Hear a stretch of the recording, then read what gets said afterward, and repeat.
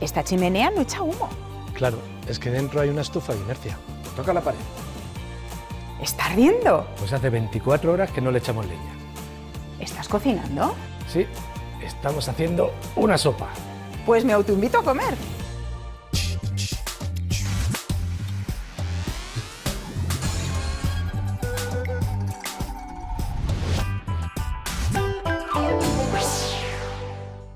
Formas de calentarnos más económicas y más baratas se me ocurre principalmente la de hacer deporte y mantenerte activo físicamente. Con una hoguera, con una chimenea. Aunque no todo el mundo tiene una chimenea en casa. Una manta.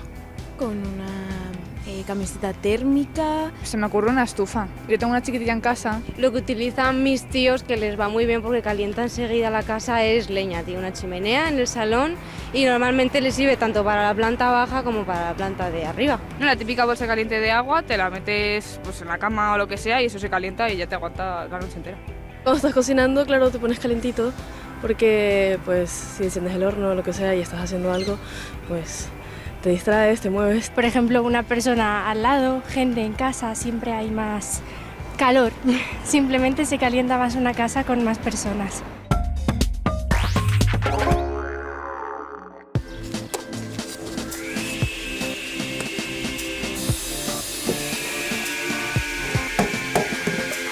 ¿Estáis en plena obra? Nos habéis cogido en plena faena, sí, es verdad. Tú aquí concretamente lo que haces es construir estufas de inercia. Sí, las estufas de inercia son un sistema de calefacción. Es un sistema de calefacción que se basa en la acumulación de calor en una masa térmica, en una masa de ladrillos. Y bueno, Estamos hablando de estufas de leña. estufas de leña, sí, funcionan con leña. Y es un sistema de calefacción muy típico en el norte de Europa. Las estufas de leña que se han vuelto a poner de moda, sobre todo en muchos pueblos, porque claro, hay mucha gente que no se puede permitir el precio del gasoil. Claro, y además es un recurso que es muy cercano. Hay muchos pueblos que tienen un buen acceso a la leña y permite tener un tipo de calefacción que esté basado en la leña. Estas estufas de leña supongo que habrán evolucionado mucho. Claro, básicamente lo que se le ha hecho es quitar la diferencia con una estufa de hierro, es que la estufa de inercia es todo ladrillo.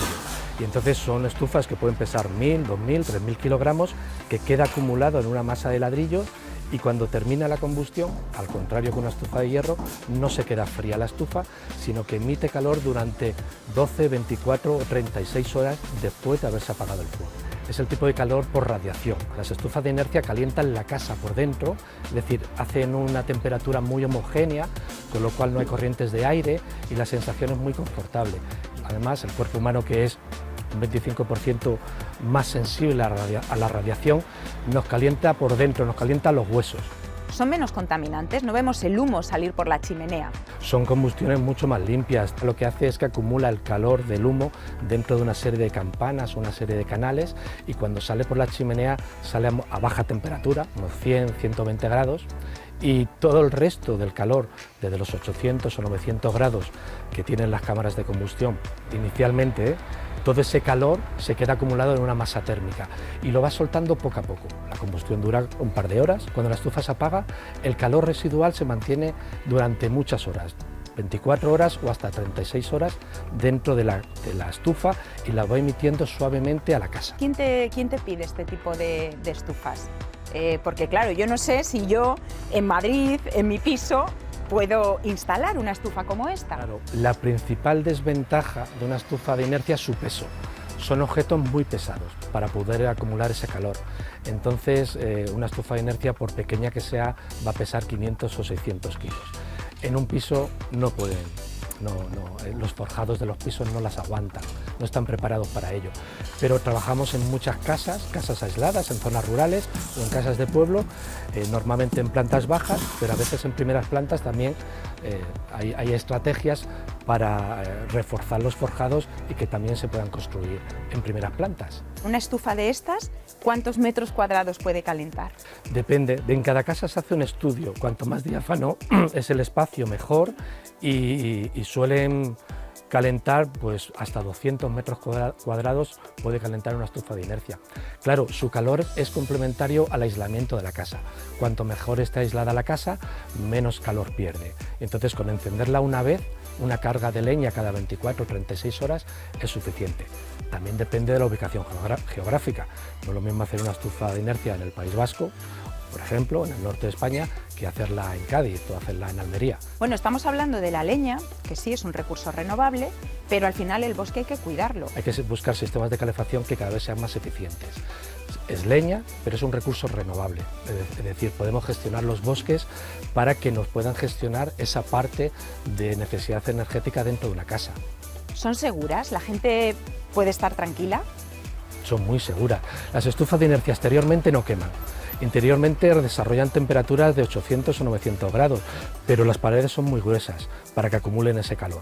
Y entonces exteriormente la temperatura media es de 60 a 70 grados, es decir, se pueden tocar y no queman. Y luego el único mantenimiento que tienen es simplemente quitar la ceniza cada día, cada 2 días y limpiar la chimenea, como cualquier estufa, al final de cada invierno. ¿Se puede cocinar en estas estufas? ¿Podemos meter una bandeja de patatas? Se puede hacer pues un cabrito, se puede hacer unas pizzas, se puede hacer un pastel. Hay mucha gente que pone una olla dentro de la estufa, muchas horas después de haberse apagado la estufa, y en unas horas tiene la comida hecha.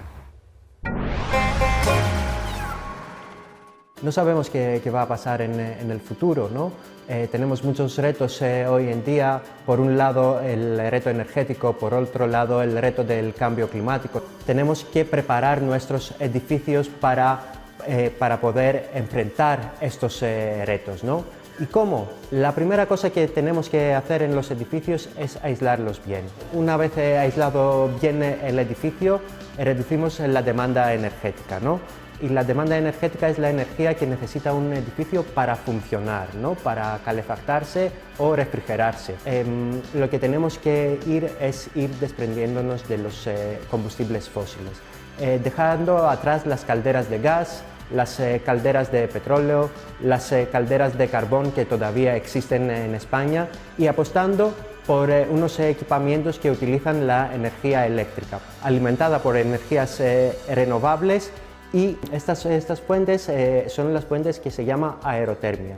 La aerotermia se basa en bombas de calor que luego pueden tener varias salidas, digamos, dentro de un edificio, dentro de una casa. Además, especialmente en las grandes ciudades con una contaminación muy alta del aire, podemos apostar por ventilación mecánica dentro de los edificios, dentro de nuestras casas, que además de tener una eficiencia energética por mezclar el aire exterior con el aire interior, tienen una serie de filtros que permiten limpiar el aire, con el resultado que el aire que al final llega a nosotros sea mucho más limpio que, por ejemplo, si abrimos las ventanas. Podemos democratizar, digamos, más la energía creando comunidades energéticas dentro de los barrios y poder dar una mayor resiliencia al sistema energético. ¿Qué significa descentralizar la producción energética? Es que cada comunidad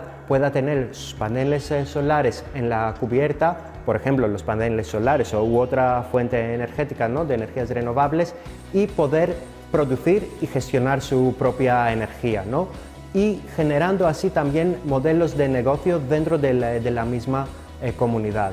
Vivimos en un país que tiene más de 5 millones de pobres energéticos. Esto va a aumentar en el futuro. Hay soluciones hoy en día, hay subvenciones para apoyar estas soluciones, y lo que tenemos que entender es que lo que ahora cuesta, en un futuro va a costar más. Lo que ahora contamina, en un futuro más contaminado, va a contaminar aún más.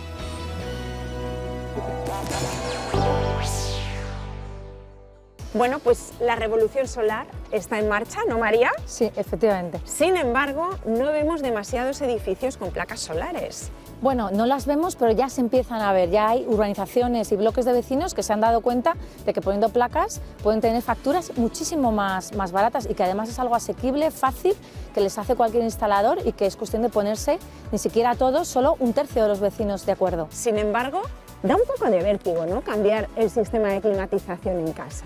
Bueno, un poco de miedo. Sí, a todos nos da miedo cuando no conoces algo, pero igual que tenemos una tele de color y ahora ya es lo más normal, pues una placa fotovoltaica tiene que ser lo más normal. Claro, pero el coste inicial es alto. La instalación que necesita una familia puede ser de 1,5 kilovatios, eso puede venir costando 2.000 y pico euros, pero se amortiza entre 2 y 7 años según si accedes a subvenciones, que hay muchísimas, pero es que si no tienes dinero no pasa nada, ya no hay excusas, porque puedes instalar placas en otros lugares desde solo 50 euros. Ya no hay que tener ni tejado, ni dinero, ni ser experto. Puedes instalar, si tienes dinero o ahorros, en tu tejado, si no, puedes alquilar tu tejado. Hay empresas que quieren alquilarte el tejado y te dan la electricidad más barata. Fíjate si esto avanza rápido, que ahora mismo si tienes una casa en el pueblo o de veraneo, puedes producir en una casa y consumir en la otra, siempre que el contrato esté a tu nombre. Pero yo creo que la gente no sabe muy bien dónde acudir. Pues ahora mismo estamos en un momento de oro, porque hay un montón de subvenciones de los fondos europeos Next Generation que los canaliza cada comunidad. O llamar también a los ayuntamientos, que ya ofrecen desgravaciones fiscales en el IBI, en el ICIO y otras ayudas. Entonces, hay muchas ayudas, esto es barato y se puede hacer. Claro, la gente también duda y dice, bueno, igual en un futuro me imponen otro impuesto. No, la época de los impuestos al sol y de las barbaridades que se han hecho, eso ya acabó. Todo el mundo, todos los gobiernos, toda Europa y todos los acuerdos internacionales son para luchar contra el cambio climático, y eso significa dejar de emitir gases de efecto invernadero que vienen de los combustibles fósiles. Sin embargo, también hay programas de rehabilitación energética que fomentan las calderas fósiles nuevas. Seguir subvencionando calderas de gas cuando todos los mandatos mundiales es abandonar el gas, creo que es algo que tenemos que tomar conciencia, exigir a nuestros ayuntamientos y políticos que acaben con esas barbaridades, y es algo que desde luego en Greenpeace denunciamos por todo lo, vamos, con la voz muy grande. Desde el 2008, todas las casas, por ley, tienen que tener una certificación energética. Para alquilar y vender. ¿Y esto para qué sirve? Porque realmente se valora. ¿Para qué sirve esta certificación hoy en día? Pues mira, esto hasta el día de hoy está siendo una tomadura de pelo, porque no se plasma ni en el precio del alquiler ni en el precio de venta, y tampoco la gente entiende para qué sirve. Entonces hace falta que haya programas y se regule y se conciencie sobre si tienes una casa con una calificación energética pésima, pues no me puedes pedir un dineral por ella. Si Europa lo pone en sus directivas que tiene que haber una calificación energética, eso tiene que venir acompañado de algo, porque hay gente que no enciende la calefacción porque tiene casas pasivas, 0 gasto de electricidad, y hay gente que gastamos pues una barbaridad en electricidad porque nuestras casas están mal aisladas. Honestamente, María, dentro de 25 años, ¿cómo ves los tejados de estos edificios que no son precisamente viviendas de nueva construcción? Pues mira, no nos vamos a ir a 25 años, y es una buena noticia que nos vamos a ir solo a 5 o 10 como mucho. Todos nuestros edificios van a estar con un abrigo, esa rehabilitación energética que ya se hace, que es envolverlo con unas plaquitas, y todas nuestras casas, todos nuestros tejados van a estar absolutamente, y balcones llenos de placas fotovoltaicas. Con eso ahorraremos un 40% de factura como mínimo. ¿Quién no quiere ser autosuficiente?